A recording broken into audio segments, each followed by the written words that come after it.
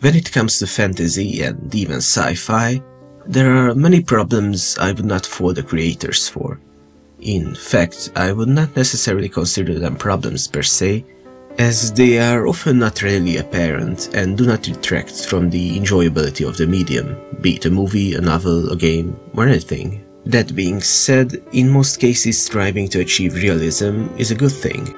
Now, when I say realism, I do not mean that things should always aim to resemble the real world.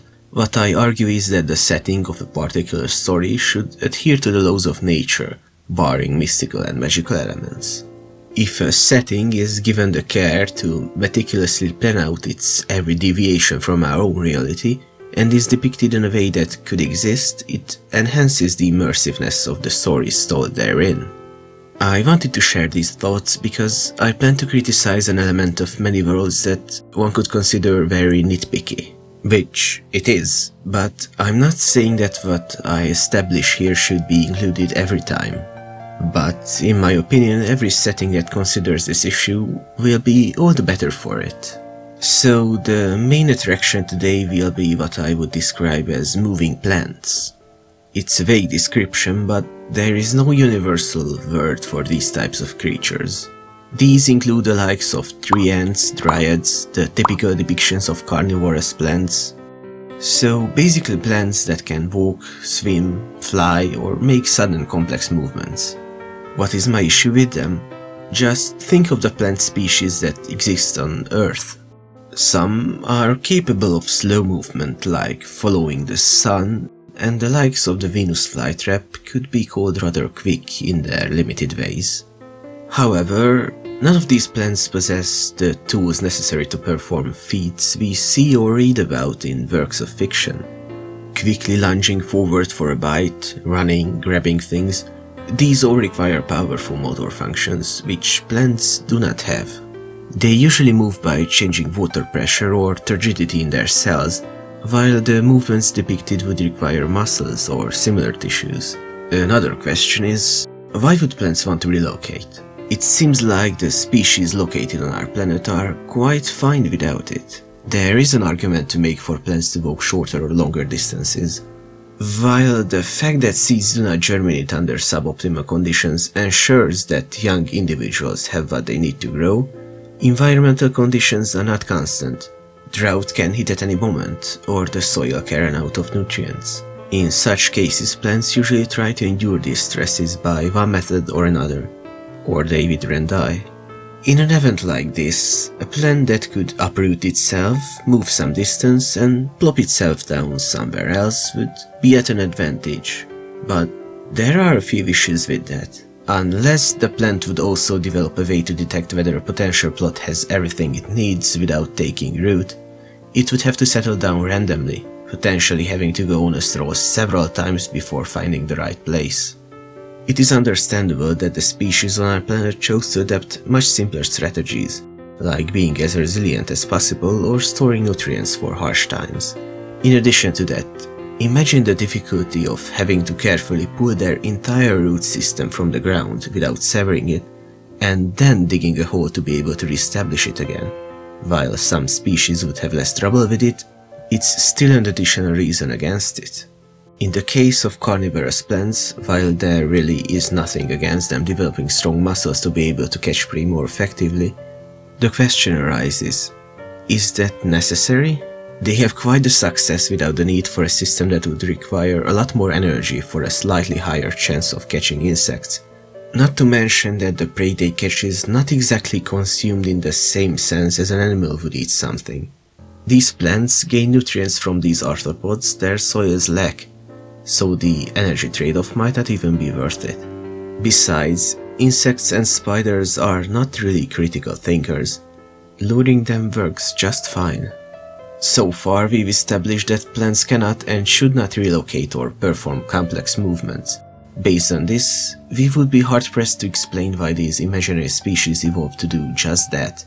And on that note, I should also clarify that I'm assuming that no intelligent design took place in the creation of these species, and no magic is involved, as that would kinda invalidate any point I'm trying to make. Anyway, back on the subject, I would say that the points I made earlier undermine the plant argument. Therefore, we'd have to look for other solutions. That solution is that these species would be animals.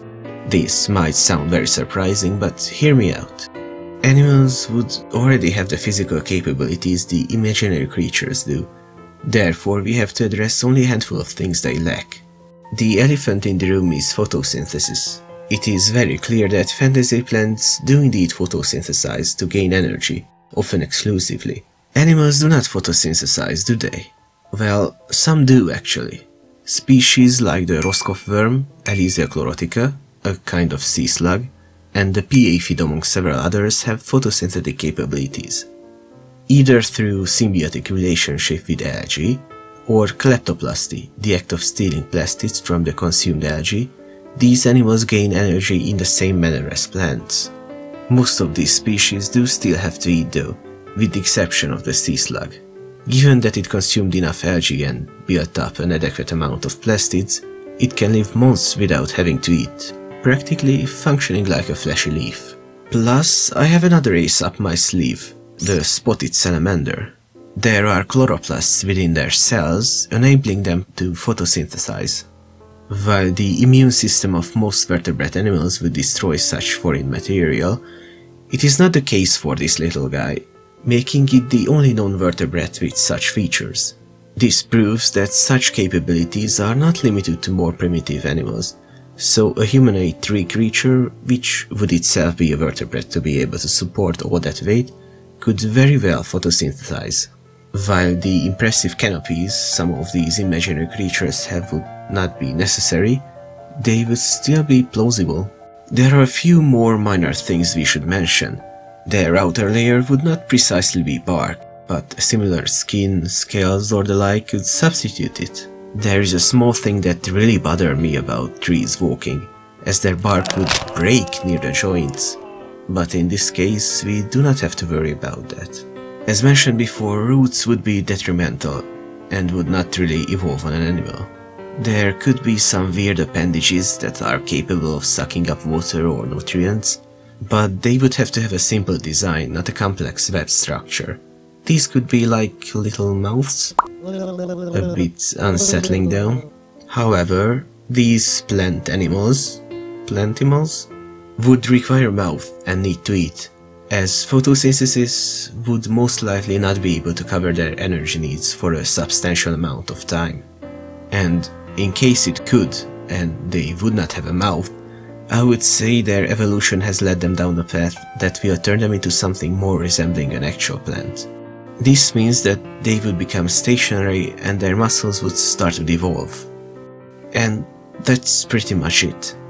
Hold up there. You are saying that these creatures would look practically the same except for roots? But we would call them animals? That's not much of a revelation you had there. Well, there is more to it. Flowering and other reproductive techniques exclusive to plants are out of the question, plus they would actually bleed when you cut them.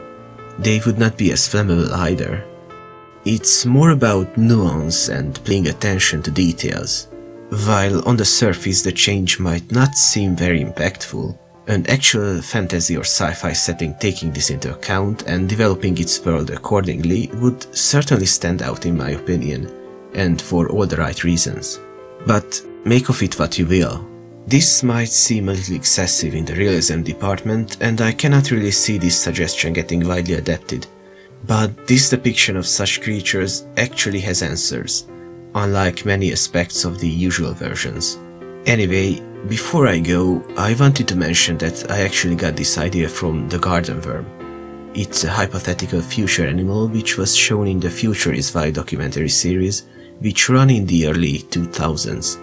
It imagined the Earth millions of years after humans are gone. It was a fun show, and while its graphics do not quite hold up to today's standards, I would recommend you give it a watch.